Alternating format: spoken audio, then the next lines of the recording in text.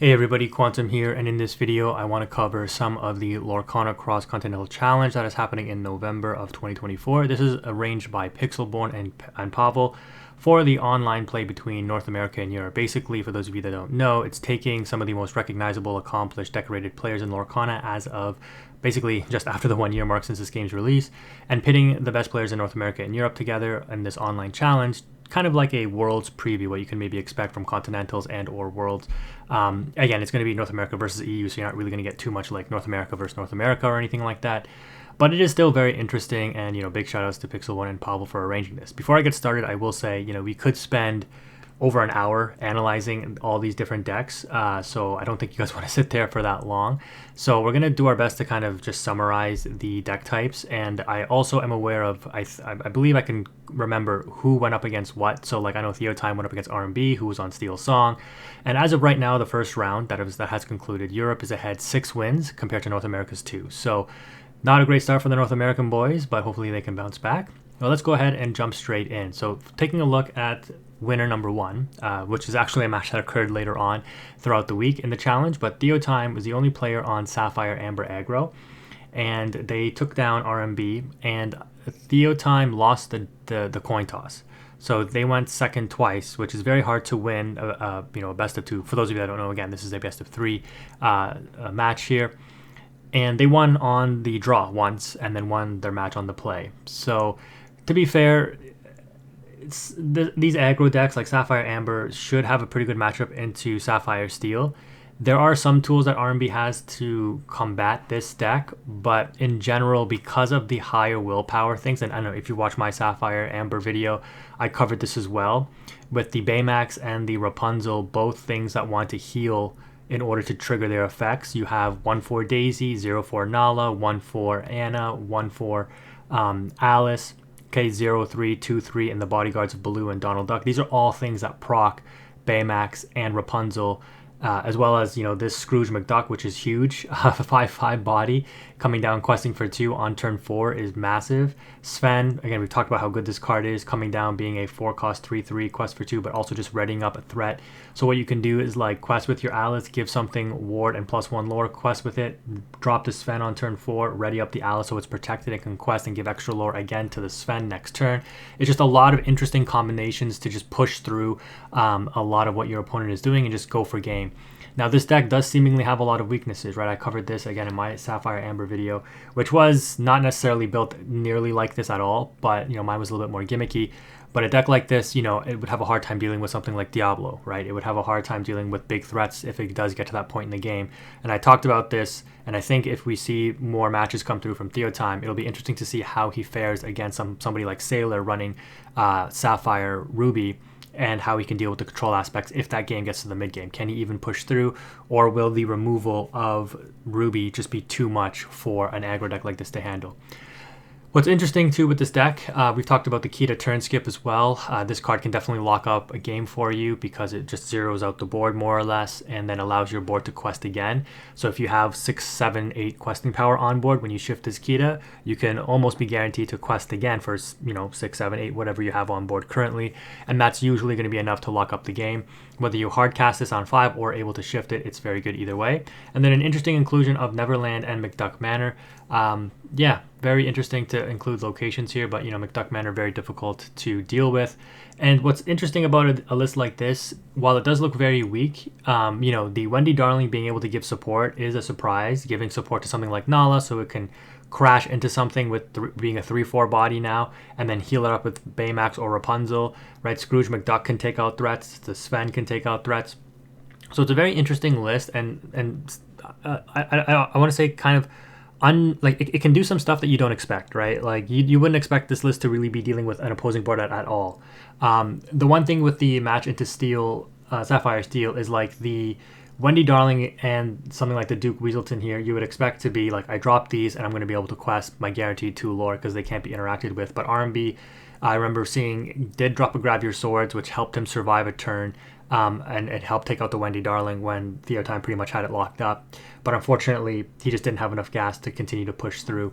A deck like this too, like it definitely runs out of gas very quickly. But that being said, as long as your bigger threats can survive and continue to quest, and again, some of these are hard to out, right? You have to throw multiple things constantly into these bodies to out them.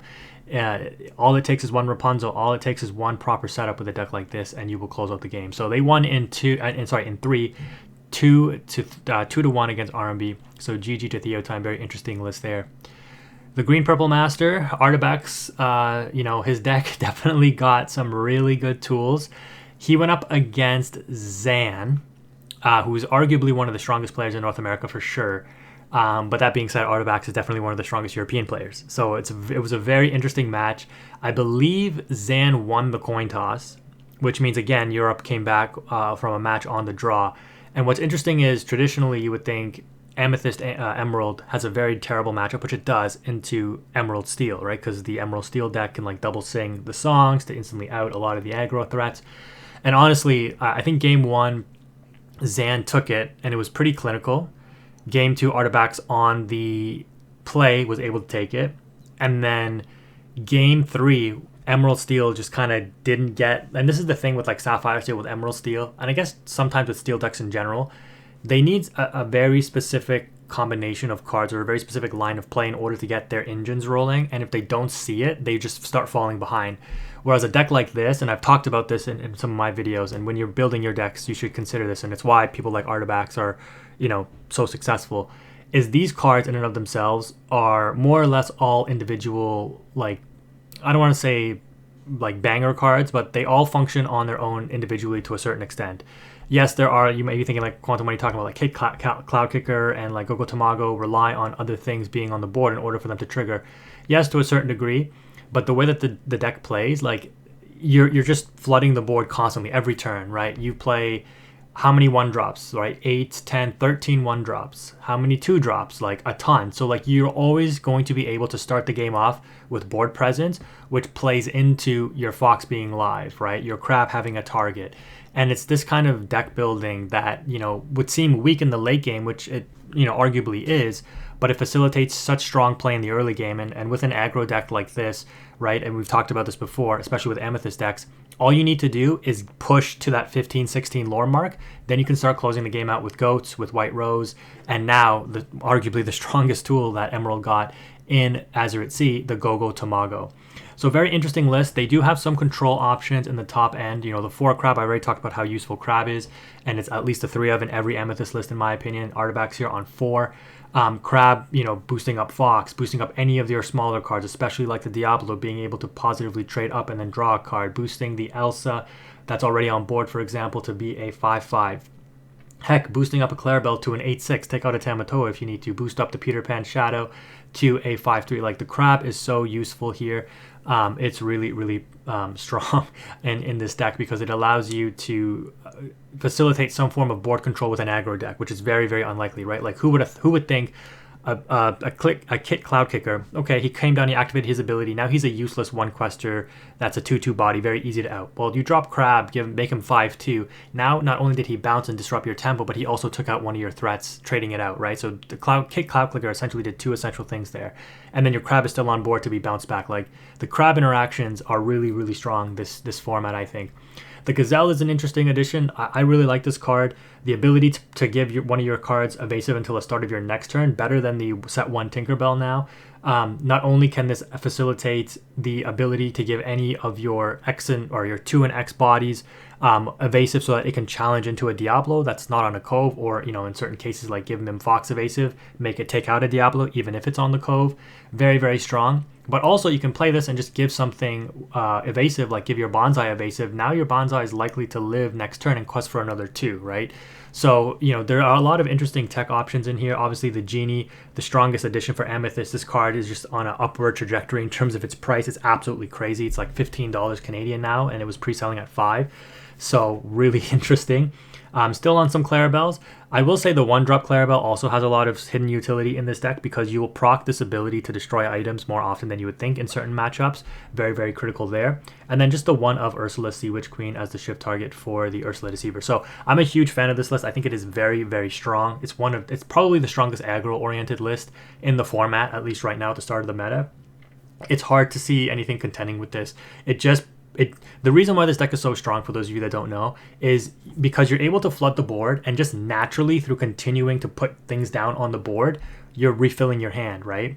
The Chernobog Followers, the Diablo, the Merlin Rabbit, the Genie. Like you're constantly developing threats, and you're like, I'm just gonna push more lore, more lore. You have to deal with my cards. When you deal with my cards, I'll draw cards. The rabbit will. So like I'm naturally getting card advantage back.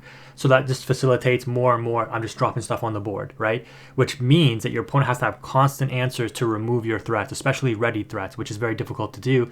And just the power of Amethyst being like, oh, I drop a goat, deal with it, I gain a lore, I'm going to quest for a lore if you don't deal with it now, and even when you do deal with it, I'm still going to gain a lore, right? So like these threats are very oppressive, and then of course we know like Mimfox and stuff just helping you to dictate the tempo when you need to as well. So yeah, very, very strong list, and you know, I don't want to say easy to pilot, because in certain scenarios it's very difficult to do, but still it can be relatively straightforward as it is an aggro deck as well.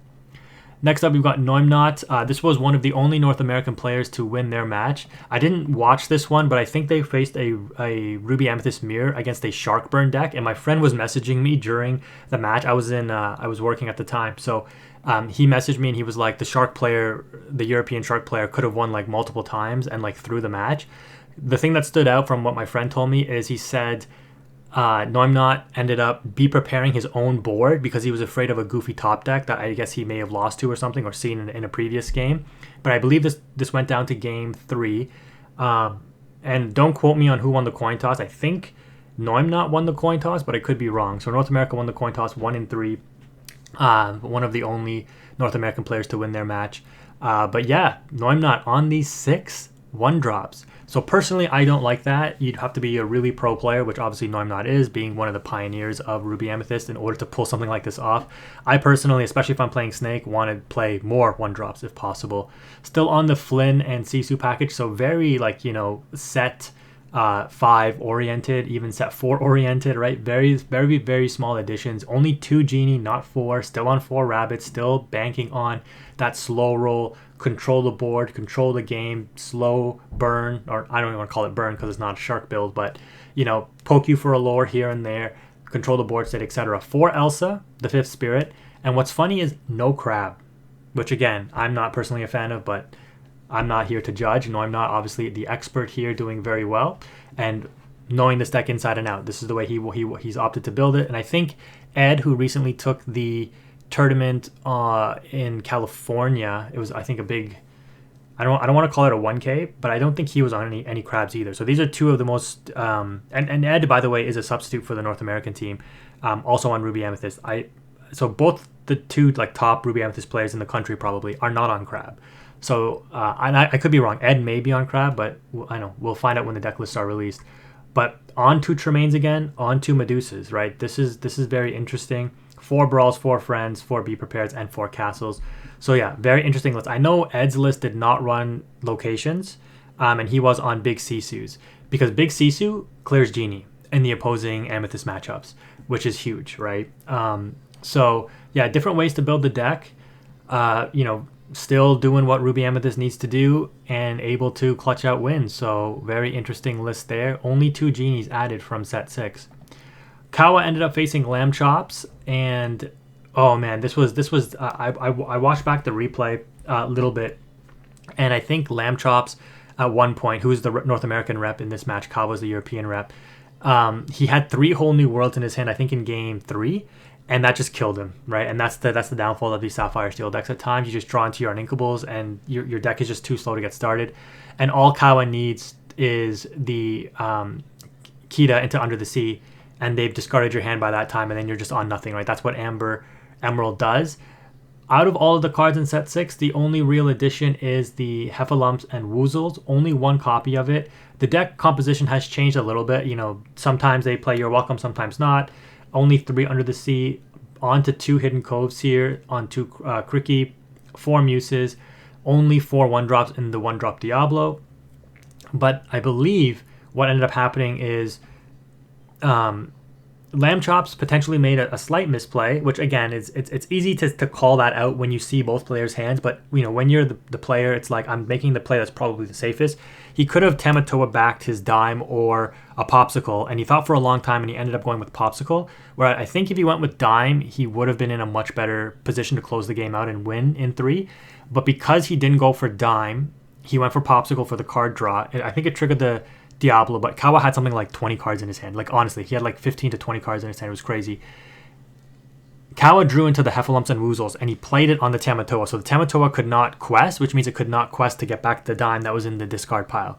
And that ended up winning Kawa the game, basically.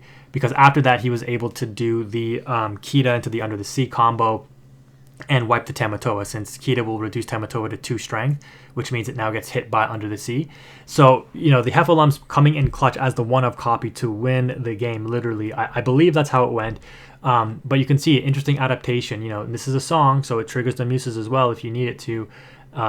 Still a very solid deck because it can execute the game plan, bounce your stuff, make you discard it, clear your board with Under the Sea Kita, draw cards in the process with Diablo, Prince John, etc. So still a decent deck. It'll be interesting to see how this fares into other matchups as well as we get into the additional rounds. Next up, we had Frank Karsten go up against Brenan DeKenio, and this was a very interesting match. These are 2 of the best Amber Steel players in the world in Lorcana, probably the best 2 in the world, I would say. At least for the ones that are known. I mean, I know like Vaughn plays Amber Steel, and he's obviously very, very good. He just won DLC Seattle, I believe it was. But Frank Karsten is on Amber Steel song. Naveen, 1 Pluto, 1 Naveen, 1 Pete, 1 Lawrence, 1 Bodyguard Simba, 4 of the Steel Simba because he's on 4 of the Shift Simba. This list is crazy. 1 of Gontu, right? 2 of the I'm Still Here. I think this song is actually really good. 4 Strength, 2 Zeus, 4 Whole New Worlds. This list is crazy to me. And really, it's only Steel Song players who can pull this up. I'm not a Steel Song player, so it's hard for me to interpret a list like this. On the Robin Hood package still. Are they on 60 cards? Yeah, they're on 60 cards here. On 1 of the Cindy. Just a very interesting list here. The 1 of Pluto, 1 of Pete is just wild to me. Pete being one of the strongest cards, I think. Obviously, probably the strongest card out of set 5, like game-changing. But he ended up winning against Brenan DeKenio, being on the play, winning the coin toss. And Brenan DeKenio was also on Amber Steel, but he was on an aggro variation of Amber Steel. I wouldn't really call it Amber Steel song. We'll take a look at his list in a little bit.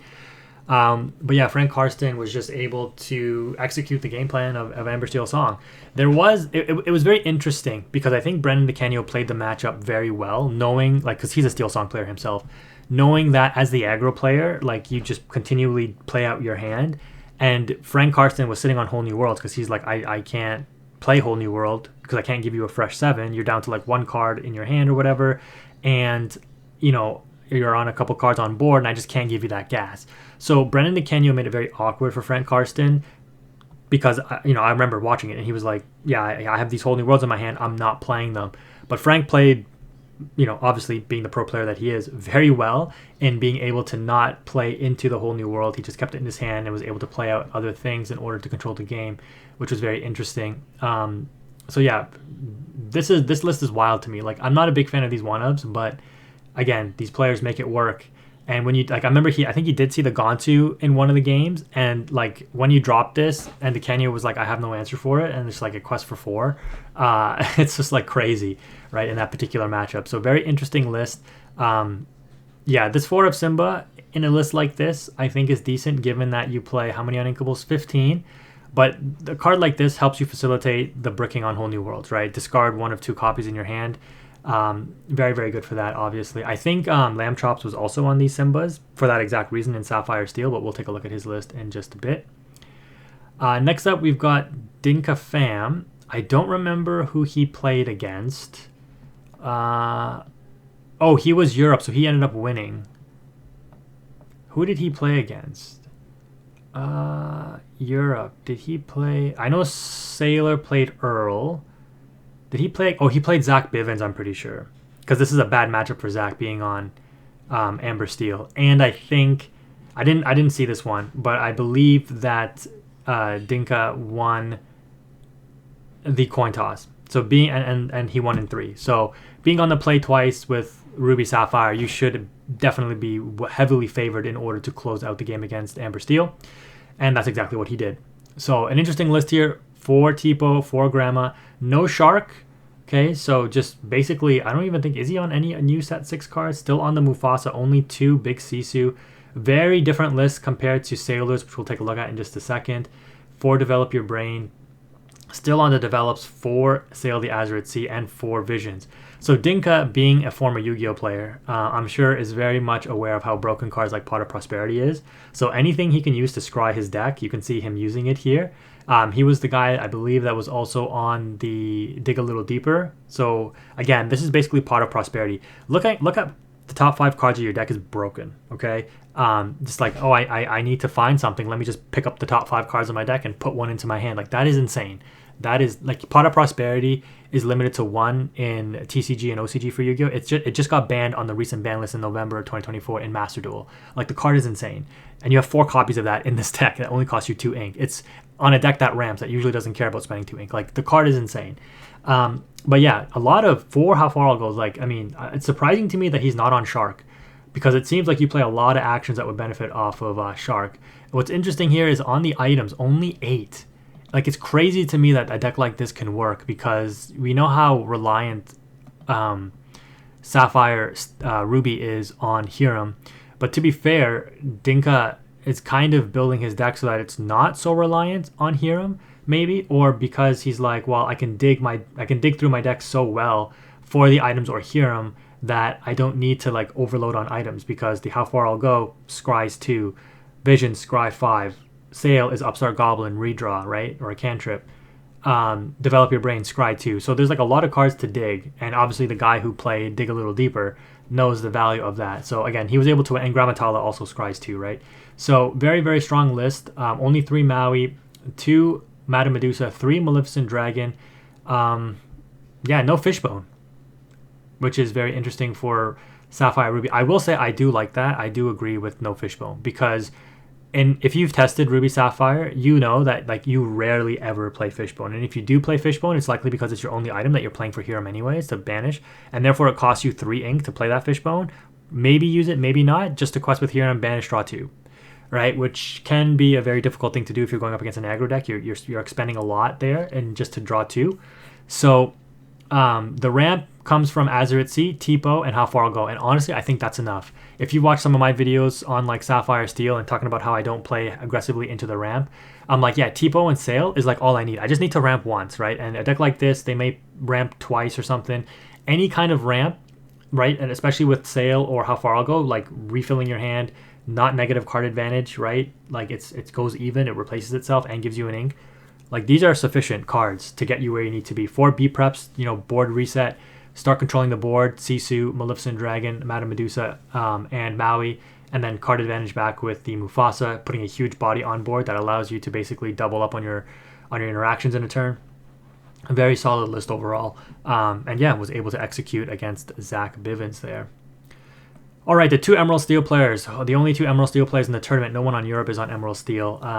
Arguably the strongest deck last format in set 5, Zan and Dale Belito, another well-decorated Yu-Gi-Oh player, well-known Yu-Gi-Oh player in Dale, on this list here.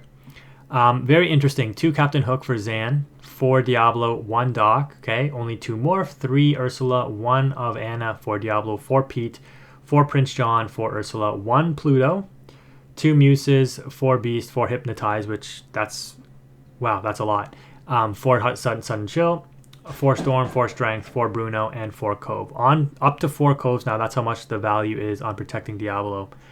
Diablo is probably still one of the most broken cards in the game. I can't think of a card that is more powerful than Diablo right now, even. The card is just very oppressive. I equate it to what Max C is in Yu-Gi-Oh, basically. Where this card comes down and you're just like, now I have to shift my entire line of play of how I'm playing. I have to focus on removing this Diablo. I can't let it sit there and generate advantage because I'm just gonna lose to it, right? They're gonna just generate too much advantage out of it. Every deck nowadays has engines to draw cards, and Diablo exploits that. And so naturally, you would think that Emerald Steel is a very good deck still moving into this format, and I think it still is. But we've seen other decks exploit some of, I guess, its weaknesses, similar to what I was talking about earlier, where Emerald Steel really needs to see a sequence of cards in order to really get its setup going and get its game plan going. If you don't end up seeing Ursula Deceiver of All with songs, like, your game plan is significantly weaker. To be fair, you play a lot of things to help you see these engines, right? If you just see a Prince John with some discard, you're drawing cards during your turn. If you see the Beast, right? I mean, by that point, you probably are too far behind if you haven't set up and controlled the board state. But Beast allows you to draw 2. Diablo, which is what this deck tries to aggressively mulligan into, also helps you set that up. But I believe in Zan's match, he needed specifically to find songs in order to out Artabax's threats, and he just didn't have them. And because of that, like, he had no way to remove Artabax's board. That just became wider and wider, and that's how he lost game 3. And then when we take a look at Dale's list, because I think they're more or less the same. No Captain Hook for Dale, one of Tamago, which I think this is correct, just because, especially since it's open deck lists, your opponent has to respect this. Your opponent can't just be like, oh, I'm just going to leave this, big body exerted. Then Dale's just like, okay, throw Pete into it, play Tamago, gain 3 lore. Something like that, right? Kind of crazy. Only on 3 Prince John, on 2 Tinkerbells, so obviously Zan was not on Tinkerbell either. 2 Plutos instead of 1. Pluto we've talked about already being so strong, especially coming down after Ursula sings to protect the Ursula. Like, dude, that is so incredibly strong. It's like, imagine Ursula double singing Storm, drawing 2, outing a threat, and then you drop a Pluto to protect it. So whatever you have left on board, you're just like, I can't even deal with the Ursula. Now it's going to ready up and then, just do its thing again. Like, this interaction here is, like, it's honestly just wild. 2 Muses, 4 Beast, 2 Tinkerbell, okay, 3 Hypnotize, 4 Chill, okay, the standard song package, only 3 Coven, 3 Bruno. 4 Morphs as well, because he's playing the Tinkerbell as the additional shift. So that's how valuable, you play 10 shift targets and 4 Morph. That's crazy. Only 3 Ursula Deceiver. I will say, I think Ursula Deceiver is definitely losing some value because song decks and decks that rely on songs are definitely scaling back a little bit. But funnily enough, Dale, who's definitely a top player in the game, lost to Amethyst Steel, which arguably is the, like, it's hard for me to say Emerald Steel has a bad matchup, because if Emerald Steel gets its line of play, the deck is almost unbeatable, especially when it's on the play.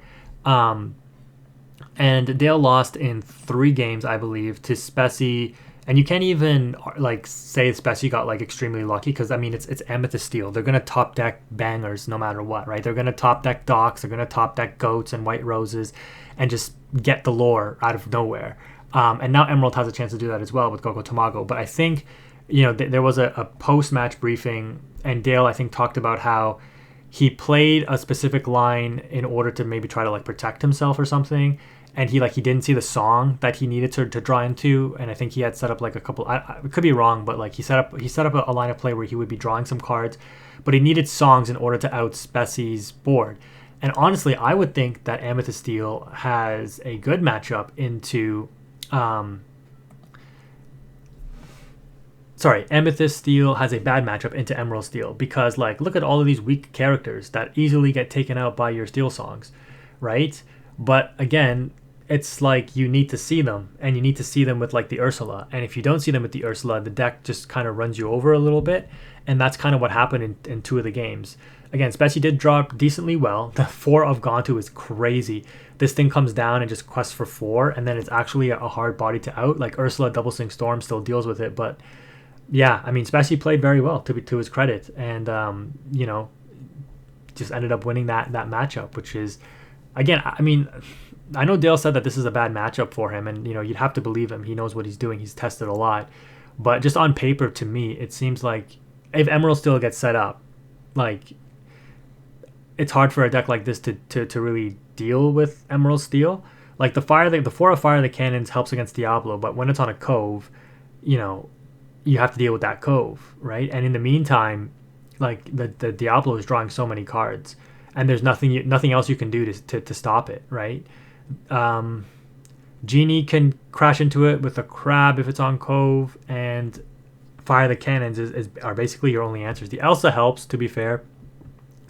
But again, if it's on Cove, which I think Dale and Zan know enough to be like, when we're in certain matchups, we know how to protect our Diablo, and they would know, because again, it's open deck list, to say, if I play the Diablo against this matchup into Amethyst Steel, I'm playing the Diablo so it's protected by Cove. So maybe, and I think there was a match where Dale specifically held back on playing the Diablo until he saw Cove, because he knew he didn't want to play into like a Fire the Cannons and stuff, right? Because this card trading out into a Shifted Diablo is just great value for the Steel player, the Amethyst Steel player, right? Because you waste a lot of resources to set up that Diablo, you draw one off of it, and then it just gets obliterated by a 1-cost Fire the Cannons if you don't have it set up on the Cove. So these little intricacies do matter, and I skipped over a couple of these lists. But yeah, we covered quite a bit here.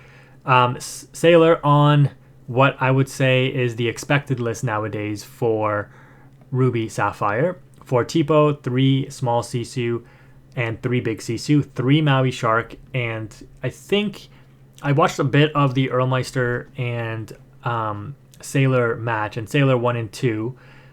The Shark, I think, put in a lot of work, because into an aggro deck, like, this thing just, get back. I think he brought back the How Far I'll Go, which now gained him lore and allowed him to continue to ramp. He had Maleficent in hand for whatever Earl was going to play on the follow-up. He popped cards with Medusa. He was just constantly controlling the board. So yeah, just only 2 Maui, which is interesting, but very control-oriented list here. Only 1 of Dime, because I mean, you have an alternative win condition now if you're playing Shark, right? You can just gain lore off of these. Like, this is supposed to be an item deck, right? With Hiram, you're on 10 items, so again, a reduced item count, a lot of actions, because the list is almost like Shark oriented now. So it'll be interesting to see how this list fares. Like, traditionally, Ruby Sapphires had very good matchups into Steel decks, but I think Steel decks, especially those ones on Zeus, have an improved matchup now, because a deck like this, I mean, to be fair, it was really only Whole New World decks that Ruby Sapphire really dominated against, but Maui Shark now being an alternative win condition just gets Zeused instantly, right? Can get Steel Song down. It'll be very interesting to see how this list fares into the Amber Steel lists now. You still value removal, like the Sisu, the Grammatala being a 3/3 body to crash. Only 2 Maui though, which I'm not sure how I feel about that. I think you still want to play 4 Maui. It's just too good of a card still. 2 Medusa, the 3 Shark with 2 Vitalosphere, right, to give it rush. 3 of the big Sisu, which can also be shifted. 4 Tamatoa as one of your primary win cons. And then 2 Maleficent Dragons. Okay, 1 of Hideaway. Okay, Sail and Visions, Brawl, How Far I'll Go, Let It Go. So these How Far I'll Go is coming back into the lists. Makes sense with the Maui Shark, right? Like, don't only ramp and replace itself, but also gain a lore when you have Shark on board, and then potentially get it back and continue to do it. Absolutely crazy. And then 1 of Pirate's Life, which I think, I don't think we saw it in action from that matchup, but this card being able to drain 2 lore and then gain 3 with the Shark on board instead of gain 2 is pretty solid. Like, it really helps you stop your opponent from, like, winning the game if they have a board set up to win the game next turn. And that extra turn that it buys you, could be absolutely crucial to, like, wiping out the board with a Be Prepared or a big Sisu or something and just recontrolling the match. So yeah, very interesting list. Again, no Fishbones, right? So that's where you see the reduced items coming in. Instead of 14 or more items, just focusing on the 1-drop items, which I think is correct now moving forward, right? Moving down, Earlmeister. So yeah, Sailor was the only other North American to win their match against Earl here. Earl being the only one on Amber Amethyst as well. You can see here a very interesting list. We've got a lot of 1-drops. Not a lot, only 8, but not sure why there's Olafs in here. That's very interesting. 2 Rafikis, okay, and then 4 of the new Diablo. 1 of the Lilo, which is fine because you only need to see 1. If you see it, great. If you don't, I guess it's okay. 4 Snake, 4 Wendy Darling. So this is a very aggro-oriented list. 2 Dale. The 3 cost 3/4 comes into play exerted, but quest for 2. 4 Fox and 4 Crab. Makes sense in a list like this. Like, since you don't have any other forms of removal, you need anything and everything possible to basically have the ability to remove threats. So crabbing a Lilo, crabbing a Fox, crabbing anything, right, to be able to turn it into a threat that can take out a card, especially a Diablo that will replace itself. We already talked about that being very, very solid. 2 Shadow, like the decks have to revert back to this to deal with Diablos, like I said. 4 Genie, though, to also help with that. 1 of the 3 cost Moana. I'm not sure how I feel about this as a random 1 of in the deck. I think that's probably misplaced just because, you know, on your uninkable count, you're a little high. Only 14 uninkables, but yeah, like having, like, what I've learned personally is I don't want all of my uninkables to be clogging up on curve. Like if I have a lot of 1-drop uninkables, I want the rest of my uninkables to be like later on. I don't want to be like forced to say, oh, like my 3 cost cards are uninkable, my 4 cost cards are uninkable. And I think if I recall, that actually happened to Earl, where he was drawing into too many high cost uninkables and he just couldn't do what the deck needed to do, which is, I'm assuming, play multiple interactions in a turn. But he was forced to like play a rabbit, and like that was his only interaction into Sailor's like, you know, 9 ink that he had on board and a bunch of cards in his hand. And it's just like, that's just not going to cut it, right? So yeah, it was a tough match, and you know, Earl did get some unfortunate draws in game 2 to not be able to push it to a game 3.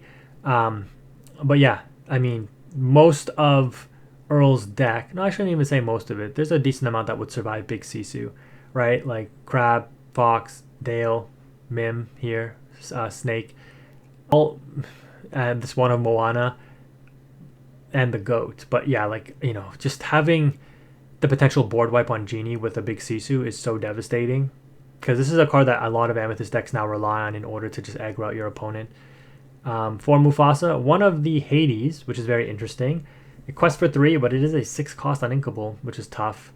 But if your opponent starts banishing your other cards during your turn, that spells trouble. This 3 of Elsa, though, I think, like, it's hard. It's hard to play. I mean, I guess because you play the shift line, but 3 of this card is hard, I would think, because, man, you draw this early, and it's just a dead card in your hand for so long. Like again, I mean, Earl has way more experience. He tests every day, so I'm not trying to criticize his list here. But like for me personally, in the limited testing that I've done with Elsa, because I really did want to make this old Elsa work, and I think it's still a very good card. And I think Earl mentioned in his post debrief that he said, like, yeah, Elsa locking down the board could help and do all this stuff, but like drawing into this, especially if you see it in your first like 3 turns or something, just knowing you have this dead card in your hand, even if you have this Elsa to set up later on, like you don't drop this till turn 5 because there's no ramp in this deck, right? So it's so hard when the game is so fast. Your opponent is, you know, you just want cards that you can use or plan to use at different stages. And with this Elsa, you know, I think maybe 1 of or 2 of it might be better, because you want to be the aggressor with a deck like this, right? Yeah, I think it's a hard sell for this Elsa.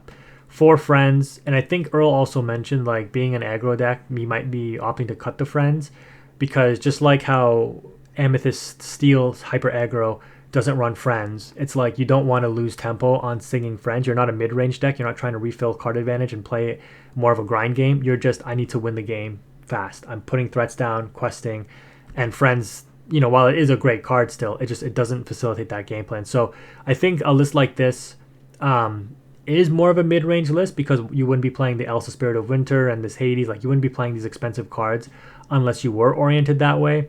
The issue is with a mid-range list like this is that you just lack the removal of like an Amethyst Steel or a Ruby Amethyst, right? So you're already putting yourself at a disadvantage. How do you make up for that disadvantage of the lack of removal? Well, the Amber cards should hopefully help you push through, right? The Mufasa is sticky, the Rapunzel is card draw, so this helps, you know, draw out the game a little bit more. You have some aggro questers. I just think overall into the Ruby Sapphire list, once Sailor got set up a little bit, like he just had removal after removal, and it was really tough to deal with. Zach Bivens in North America losing to Dinka. 4 of the Pluto. I like this Steel Song list. Zach's list looks super solid to me. Just that consistency. Love it. 4 Cinderella, 4 Daisy, 3 Nala. You can see this also coming up in Steel Song here. 2 Piglet only, valuing the Ursula Singer. 4 Smee, right? We've seen this cut from some Steel Song lists now. 4 Ariels and 4 Gaston. So really valuing that I just need that Singer 5. 3 Lawrence, 4 Pete, 4 Pluto. Yeah, I mean, this ratio to me seems correct, but I mean, these top players know what they're doing. So like the 1 of the 2 of Pluto's making a difference is really interesting to see for Rapunzel. And then of course 4 of all of the, oh man, it hurts to see all these uninkable songs, but 4 of all of them. 16 uninkables. We'll still run into the same problem of drawing multiple whole new worlds in your hand. Hopefully not more than 2+ though. No small Simba to discard them, but it's Steel Song, right? They just dump their hand out and then they whole new world and deal with your board, and then whole new world again, and that's how they win. So yeah, Zach, I think losing in 3 games again into his probably his worst matchup. Brenan DeCanio's list is a very interesting one. 4 Calhouns, 4 Docks on the 2. A lot of uninkables there. How many in total? 16. Not really any big songs, just the storms and the strengths. No aerials. Clearly an aggro-oriented list, utilizing the power of the 7 Dwarves Mine. It does cost 2 to move here, but when you move a Happy or a Dock here, you deal 2 damage to anything. And this is a really good way to check Diablo. Even if Diablo is at the Hidden Cove, you can do some kind of combination of the mine damage and or a song in order to take it out. Very interesting to see 2 of Kita in here as well. I guess, being that aggro-oriented list, Kita facilitating that turn skip essentially is very good. And then 4 of the new Pluto, just protecting your aggro board, right, makes sense. So yeah, Amber, Steel, aggro, definitely a thing. Having the power of the mine, I guess you can call this like a mini package now, that you can throw into Steel decks is very strong as well. And this thing has passive lore. It's a 2-cost inkable location. When you're out of gas, because you don't play Whole New Worlds to refill your hand, you don't really have anything for card draw except for Rapunzel, right? But honestly, like Rapunzel proccing on Lawrence, on Pluto, very, very strong, right? On Daisy, on the Kita, on the Smee. Still enough to hopefully get you enough card advantage to continue to push through and win the game. The Calhoun being your anti-aggro attack as well, or just, dealing with mid-range decks very, very well. And then the Dwarven Mine, right? You put this on board, your opponent has to deal with it. They have to deal with your characters. It's hard to decide which one to go for because this thing is also gaining passive lore. So I do like this list. I think it's pretty good. Yeah, he just ran. I think when I watched his matches against Frank Karsten, it was exactly that. He just ran out of gas. And Frank knew not to play the Whole New World, and he didn't play the Whole New World. Frank eventually drew into 2, but he was like, I just hold these in my hand. I'm locking down the board with Steel Songs anyways. And Brenan DeCanio just eventually got into top deck mode. And I think the commentators were just like, yep, DeCanio just slams down his top deck and says, show me what you got. Either you got it or you don't. Because I think the matches did get up to almost the game-ending lore counts. This is the European player. I'm not sure who this is. But they were on the Shark Burn deck, which is very interesting. 3 Gathering Knowledge with the 3 Shark. No Thievery, but 2 Pirate's Life, 1 King Undisputed, 4 B Prep. Amethyst Chromacon, which is crazy. 3 Goofy, Super Goof, 4 the Genie, 1 Rose for random, insta burn, 4 Goats. 3 Shadow, only 1 Crab. Okay, a couple of 1-drops still with the Flynn and the Sisu package. So really just a deck that just aims to burn them out very quickly, right? Burn with Flynn, burn with Goofy, Quest with Genie, hopefully unanswered because of the evasive threat, burn with Shark, burn with Pirate's Life, Gathering Knowledge and Wisdom. And I think, like I was saying, my friend, I didn't watch this match, but my friend was saying that the Shark player could have definitely taken it over Nnot. I don't know how it went, but like I think maybe the Shark player was like trying not to play into like certain lose conditions, but in doing that, they actually ended up putting themselves at a disadvantage. So yeah, very interesting. And then the 2 Sapphire Steel lists are left here in RMB and Lamb Chops. So RMB's list, again, just looks solid. I mean, if I was building Steel Song to be competitive, I would probably look at building it similar to RMB's list here. Huge fan of the Simba. I'd probably go with like 1 of Ariel and more copies of Zeus personally. I like the Smash. The 1 of Visions is interesting to dig for like a Lucky Dime when you know you need to get it. 2 Let It Goes for your insta removal threat. 2 Grab Your Swords. I've already talked about this card working extremely well with Tinkerbell and Simba. Now that you can drop something like a Shift Hawkins, deal 1 damage to a threat, sing the Grab Your Swords, very good. Still on the Cogsworth, 3 Tamatoas as one of your win cons, but honestly, like this endgame package here, very, very strong. The thing with with Sapphire Steel, in my opinion, is like the Fishbone, you've seen it. It's cut from Ruby Sapphire now. It's like the deck is still kind of clunky, or it could feel clunky, and your opponent might just be out racing you, right? While you're trying to set up the Fishbone to get the advantage off the Whole New World and stuff. Like you would think you should be able to mitigate a lot of threats. You ramp into high-end removal, but I think from what I've seen, like people are already too far ahead by the time you get this stuff set up. And then honestly, like, you need to have it in order to set it up, right? And that's the other problem. It's like these guys are just dropping threats, questing, and you're just like, I'm trying to set up. I'm trying to see my ramp when I need to. I'm trying to get my bigger threats on the board, and I might just be too slow. Because when you look here, there's only one real form of ramp, right? It's Fishbone Quill. There's no other, and Sail, sorry. No T-Pos, no Mickeys, nothing else, right? And so your first ability to ramp is going to be turn 2 into turn 3, which is honestly sometimes all you need. But I don't know, it just seems like it's a hard sell sometimes. We'll see how the rest of the matches go, but R&B's list I think is very good. We take a look at Lamb's list here, which is very different. They're on the Pleakley, which is crazy to me. One of the Shift Simba to destroy item or location. Okay, no two aerials. No Simbas though. The big Simba, just this Shift Simba. They're also on the 1-drop Simba in order to unbrick themselves, which unfortunately, like I said, they drew 3 whole new worlds against Kawa, and I think game 3, which was just really unfortunate. 2 dimes, 4 quills still, only 3 Fortisphere, which is wild to me. I think you definitely want to play 4 and 4. I mean, it's just like 2 Azure at Sea. Like, these cards are redraws, right? Like, they just seem so good. 2 cannons, okay, 2 of the Grab Your Swords. No Jim Hawkins package. Again, 4 Pete I think is correct. Call Hoons, okay. Again, you can afford to play these because you can ink them with Fishbone. And even Pleakley, right? If you play this and it's got its value and now it's kind of like into a Ruby matchup not doing anything, you just ink it off the Pleakley. You can ink the Simba off the Pleakley as well. So there's definitely some cases to be made that the Pleakley can help facilitate some decent aggression for you in terms of ramp. And it's a 3/4 body for 3 and it's inkable, right? So it can be a little difficult to deal with to a certain extent as well. But yeah, I mean, the Cogsworth these days, I don't know. Is it time for Cogsworth to be phased out? How good is the resist still? I mean, this interaction between Calhoun and Cogsworth is still obviously very, very strong. Like, giving this an extra point of resist is really good. But as a 5-drop, I just think Cogsworth, I don't know, if it was a 3/5 body, I think it would be like so much better because of the existence of Big Sisu. Yeah, I don't know, it's tough. I mean, to be fair, being able to give resist to aerial is really strong as well. So I guess, yeah, if you're playing this, it makes sense. Because, yeah, you don't want your aerial still dies to a Maui challenge, but your opponent does need something significant to run over the aerial if it has resist. So I guess it does make sense. And then, yeah, giving resist to Tinkerbell and stuff because you want to challenge with the Tinkerbell. Yeah, I guess the Cogsworth still makes sense, and it looks like it just seems very clunky again because you're trying to set up certain things, and you just need to see all the pieces at the right time. To be fair, just like set 1 Amber Steel Song, if you do see your line of play that allows you to facilitate into a whole new world, it is very, very strong. But your ramping options on 3 are Pleakley and Fishbone. And Pleakley has to trigger, so you need to see one of these 11 cards. Otherwise, when you play Pleakley, it inks itself, I believe. So, most of the time this is probably going to be ink unless you get a very specific line of play. Yeah, I mean, these guys are experts with their lists, right? I just think compared to the power level of some of these other decks, I can see why Sapphire Steel just falls a little bit behind sometimes. Again, it can still have very explosive pressure, and I'm no expert on them like Lamb Chops and R&B would be.